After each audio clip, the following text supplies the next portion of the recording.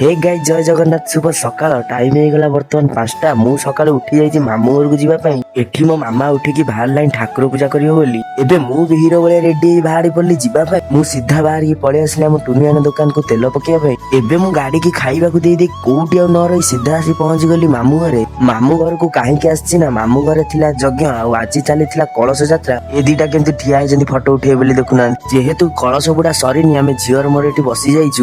ଏବେ ସେମାନେ କଳସ ଧରି ମନ୍ଦିର ଅଭିମୁଖେ ବାହାରିଲେ। ଯେହେତୁ ମୁଁ ଗାଡି ନେଇଥିଲି ମୁଁ ଆଗେ ପଳେଇ ଆସିଲି ମନ୍ଦିରକୁ। ଏଠି ଯଜ୍ଞ ଘର କେତେ ସୁନ୍ଦର ସେ ସଜା ହେଇଛି ଦେଖନ୍ତୁ। ଏଠି ଦହି ପାଣି ବଣ୍ଟା ଯାଉଛି କେତେ ଭିଡ ଦେଖନ୍ତୁ। ଦହି ପାଣି ପିଇ ବୁଲିବାଲି ମୁଁ ଏବେ ପଳେଇ ଆସିଲି ଘରକୁ। ଆଜି ଯେହେତୁ ସଂକ୍ରାନ୍ତି ଘରେ ଗୋଟେ ପୂଜା ଚାଲିଥିଲା ଏମାନେ ସବୁ କଳସ ବୁଡେଇକି ଆସି ରଙ୍ଗ ଲଗାଉଛନ୍ତି। ଆମେ ଏବେ ପୁଅର ମୋର ପଳେଇ ଆସିଲୁ ଠାକୁର ପାଖକୁ ଭୋଜି ଖାଇବା ପାଇଁ। ଆମର ଏବେ ଖାଇବା ରେଡି ହେଇଗଲା। କେତେ ଲୋକ ଖାଉଛନ୍ତି ଦେଖନ୍ତୁ। ମୁଁ ଭୋଜି ଖାଇ ଆସି ଶୋଇପଡିଥିଲି। ଏବେ ପଳେଇ ଆସିଲି ଛାତ ଉପରକୁ। 50 ଡେ ଚ୍ୟାଲେଞ୍ଜ ଆଜି ହେଲା 11 ଡେ।